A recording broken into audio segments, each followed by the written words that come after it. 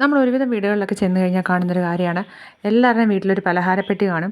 അതിനകത്തിൽ കടയിൽ നിന്ന് മേടിച്ച പാക്കറ്റ് ഫുഡുകളെല്ലാം ഉണ്ടാവും. അതായത് ഈ മിച്ചർ, ബിസ്ക്കറ്റ് അങ്ങനെയെല്ലാം ഉണ്ടാവും. അപ്പോൾ ഞാൻ നോക്കിയിട്ട് ബിസ്ക്കറ്റ് എന്ന് പറയുന്നത് മോനും കൊടുക്കുമായിരുന്നു, ബദ്രിക്ക് കൊടുക്കുമായിരുന്നു. പക്ഷേ നമ്മളതങ്ങ് നിർത്തി. കാരണം ഈ മൈദ കൊടുത്തതുകൊണ്ട് കുഞ്ഞുങ്ങൾക്ക് ഹെൽത്തിന് വലിയ ബെനിഫിറ്റ്സ് ഒന്നും കിട്ടാനില്ല. നമുക്കതിലെ കണ്ടൻറ്റ് അറിയാവുന്നവർ അത് എടുത്ത് വെച്ചൊന്ന് വായിച്ച് നോക്കിയാൽ തന്നെ പിന്നെ ഇത് കുഞ്ഞുങ്ങൾക്ക് മേടിച്ച് കൊടുക്കാൻ നമുക്ക് തന്നെ തോന്നത്തില്ല.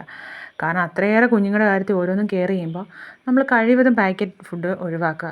കാണാമല്ലോ കുട്ടികളിൽ അമിതവണ്ണം ഉണ്ടാവുന്നത്, ഹോർമോൺ ഇഷ്യൂസ് ഉണ്ടാവുന്നത് ഒക്കെ ഇത് കാരണം തന്നെയാണ്.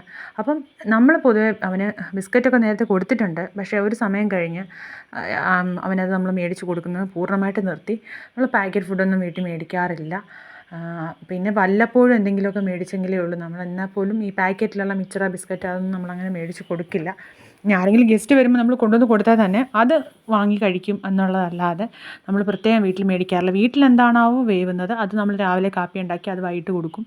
അങ്ങനെ ഒരു രീതിയാണ് നമ്മൾ ചെയ്യുന്നത്. അപ്പോൾ അത് പറഞ്ഞു വന്നത് എന്താണെന്ന് വെച്ച് കഴിഞ്ഞാൽ ഈ വീറ്റ് ബ്രെഡ് ഇടയ്ക്ക് നമ്മൾ മേടിക്കും. മധുരമുള്ള വീറ്റ് ബ്രെഡ് മേടിക്കത്തില്ല.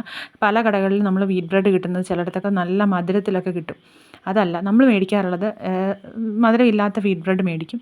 അത് നെയ്ക്കകത്തിലൊക്കെ പൊരിച്ചൊക്കെ കൊടുക്കാറുണ്ട്. അത് അവനിഷ്ടമാണ്. അധികം മധുരം യൂസ് ചെയ്യുന്നത് അവന് ഇഷ്ടമല്ല.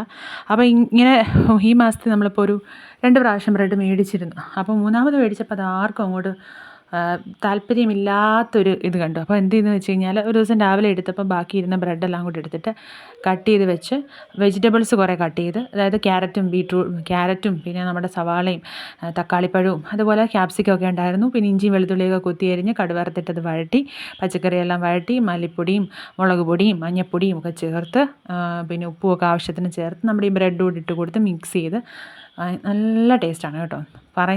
അറിയിക്കാൻ പറ്റാത്തില്ല, അത്ര നല്ല ടേസ്റ്റാണ്. ഒരു പ്രാവശ്യം ഉണ്ടാക്കി നോക്കണം. ആ ചൂടോടെ കഴിക്കുകയും വേണം, ചൂടാറിയാൽ കൊള്ളില്ല.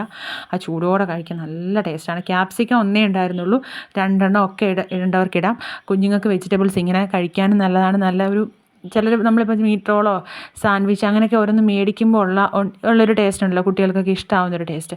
അത് നമ്മൾ ഇതിനകത്ത് സോസോ ഒന്നും ഒഴിക്കേണ്ട, അതൊന്നും ഇല്ലാതെ തന്നെ നമുക്ക് അത്രയും പെർഫെക്റ്റ് ടേസ്റ്റ് കിട്ടും.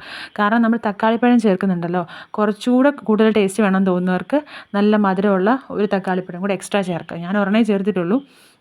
എന്നിട്ടത് ചൂടോടെ അമ്മ ഇങ്ങോട്ട് വിളമ്പി തന്നു. എല്ലാവരും കൂടെ ഒരുമിച്ച് ഇരുന്നിട്ട് അതങ്ങോട്ട് ആസ്വദിച്ച് കഴിച്ചു. നല്ല ടേസ്റ്റാണ്. അത് നല്ല ചൂടോടെ തന്നെ കഴിക്കണം. അപ്പം ഇങ്ങനെയൊക്കെ ഉള്ളപ്പോൾ നമുക്ക് ഇടയ്ക്ക് കുട്ടികൾക്ക് വീറ്റ് ബ്രെഡൊക്കെ മേടിച്ച് വീറ്റ് ബ്രെഡ് ഇതുപോലെ വെജിറ്റബിൾസ് ധാരാളം ഇട്ട് ഈ സോസ് ഒന്നും ഒഴിക്കാതെ 1-2 തക്കാളിപ്പഴമൊക്കെ ഇട്ട് നമുക്ക് ഉണ്ടാക്കി കൊടുക്കാവുന്നതേ ഉള്ളൂ. അപ്പം വീഡിയോ ഇഷ്ടമായാൽ എല്ലാവരും സബ്സ്ക്രൈബ് ചെയ്യുക, ലൈക്ക് ചെയ്യുക, കമൻറ്റ് ചെയ്യുക. അതുപോലെ എന്തൊക്കെ ഫുഡ് നിങ്ങൾക്ക് ഇഷ്ടമുള്ള ഫുഡ് ഐറ്റംസ് ഏതൊക്കെയാണ് പ്രിപ്പയർ ചെയ്ത് കാണിക്കേണ്ടത് അതൊക്കെ നിങ്ങൾക്ക് കമൻറ്റ് ചെയ്യാം കേട്ടോ. ഓക്കെ, അപ്പോൾ ഇനി കാണുന്നവരേക്കും ബൈ ബൈ.